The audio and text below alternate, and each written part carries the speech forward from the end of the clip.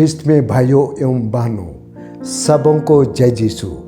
आज समन्या काल का 22वां रविवार है और आज पूजन पद्धति का मूल विषय है नम्रता विनम्रता। हाँ, आज के पूजन पद्धति के सभी पाठों का मूल केंद्र नम्रता विनम्रता है।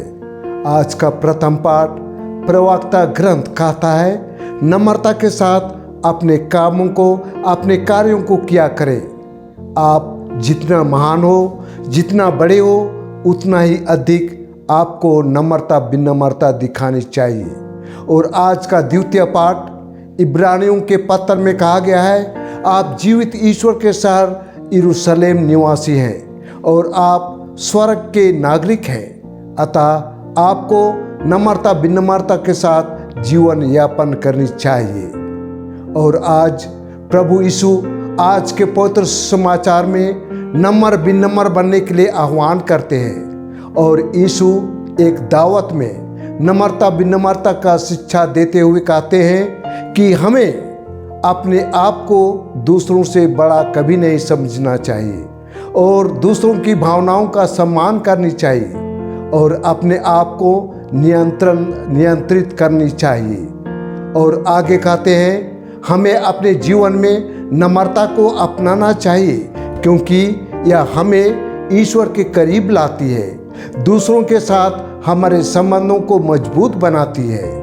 हाँ भाइयों बहनों, नम्रता विनम्रता मतलब हमें अपने आप को दूसरों से कभी बड़ा नहीं समझना चाहिए और अहंकार और घमंड की भावना जीवन में कभी नहीं होनी चाहिए। हम संत मत्ती के अनुसार पवित्र समाचार अध्याय 5 पद संख्या 5 में देखते हैं, जहाँ यीशु कहते हैं, धन्य हैं वे जो लोग नम्र विनम्र हैं, उन्हें प्रतिज्ञा देश प्राप्त होगी।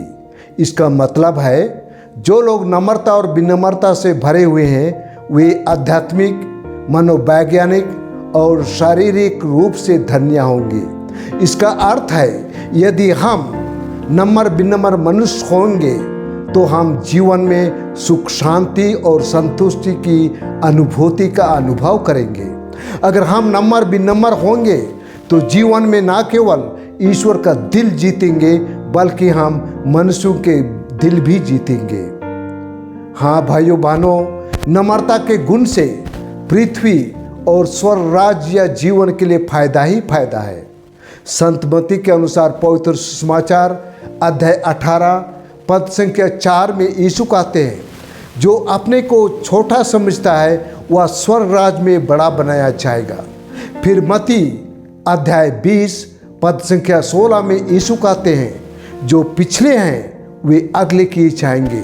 हाँ भाइयों एवं बहनों, हमें नम्रता का गुण गांव घर, देश समाज और स्वर्ग राज्य में हमें बड़ा और महान बनाता है। क्लैरियन धर्म समाज के संस्थापक संत अंतोनी मेरी क्लारेट कहते हैं, नम्रता का गुण सब गुणों का आधार है, सब गुणों की आधारशिला है, सब गुणों की माता है। नम्रता का गुण पेड़ की जड़ के समान है। अगर किसी पेड़ में लंबा, गहरा, मोटा, तगड़ा जड़ ना हो और भारी आंधी तूफान बारिश आ जाए तो वह बिना जड़ वाला पेड़ निश्चय गिर जाएगा, निश्चय ढह जाएगा। ठीक इसी भांति अगर किसी मनुष्य में नम्रता का गुण ना रहे, उसके जीवन में आंधी तूफान रूपी समस्याएं, दुख तकलीफ आ जाए या कोई व्यक्ति उसे गाली दे दे या उसके विरोध में कोई अपशब्द बोल दे या उसके अहंकार पर कोई सवाल उठा दे, तो वह निश्चय बिना जड़ वाली पेड़ के समान जीवन में गिर जाएगा। वह अपने जीवन में अनियंत्रित हो जाएगा। फिर संत अंतोनी मेरी क्लारेट कहते हैं, अगर आप तालाब के किनारे खड़े हो जाइए और तालाब में मछली के चारा डाल दीजिए तो तुरंत सभी छोटी बड़ी मछलियां चारा खाने के लिए एकत्रित हो जाएंगी। लेकिन उसी स्थान पर अगर एक कंकड़ का टुकड़ा या ईंट का टुकड़ा फेंको तो सभी छोटी बड़ी मछलियां तुरंत वहां से 9-2-11 हो जाएंगी, अर्थात वहां से भाग जाएंगे। ठीक इसी भांति अगर हम गांव समाज में और जहाँ भी हम रहते हैं, अगर हम वहाँ के लोगों के सामने नम्रता विनम्रता से पेश आएंगे तो निश्चय सभी लोग, छोटे बड़े, बच्चे जवान बुजुर्ग हमारे पास आएंगे, हमसे मित्रता और संबंध जोड़ने आएंगे। लेकिन हम उसी स्थान में अगर हम लोगों के साथ घमंड से, अहंकार से पेश आएंगे या गाली गलौज करते हुए पेश आएंगे तो निश्चय हमारे पास कोई नहीं आएंगे, और जो हमारे पास आए हुए लोग रहेंगे या जो हमारे साथ जुड़े हुए रहेंगे वे भी हमसे दूर भागेंगे। अतः नम्रता गुण हमारे घर परिवारों में, शिक्षण स्थानों में, मिशन कार्यों में सफलता पाने के लिए नम्रता का गुण अति आवश्यक है। अगर हम लोगों के साथ नम्रता पूर्वक व्यवहार करेंगे, नम्रता से पेश आएंगे तो लोग हमारी बातों को सुनेंगे, लोग हमारे पास आएंगे और हमारी बातों को सुनेंगे, और हम जो कुछ कहेंगे उसे मानेंगे, अन्यथा नहीं।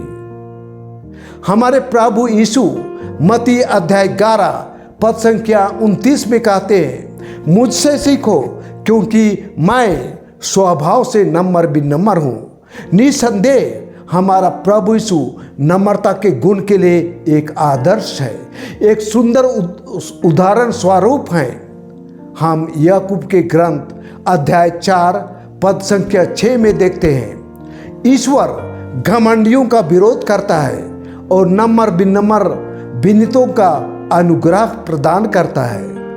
यह सच है, यह सत्य है। घमंडियों और अहंकारियों को कोई पसंद नहीं करते हैं, उन्हें कोई प्यार नहीं करते हैं। भाइयों बहनों, यशायाह के ग्रंथ अध्याय 64 पद संख्या 8 में देखते हैं, ईश्वर एक कुम्हार की तरह है और ईश्वर के हाथों में हम सब एक नरम मिट्टी के समान हैं। जिस प्रकार कुम्हार नरम मिट्टी से सुंदर सुंदर घड़ा और बर्तन बनाते हैं, ठीक उसी भांति अगर हम ईश्वर के हाथ में नम्र विनम्र रहेंगे तो ईश्वर भी हमारी नम्रता विनम्रता से हमें सुंदर सुंदर इंसान बनाएंगे।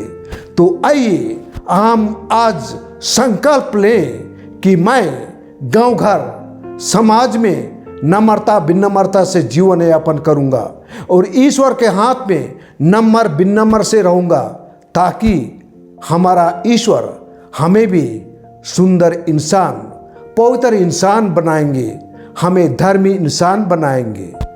आमीन।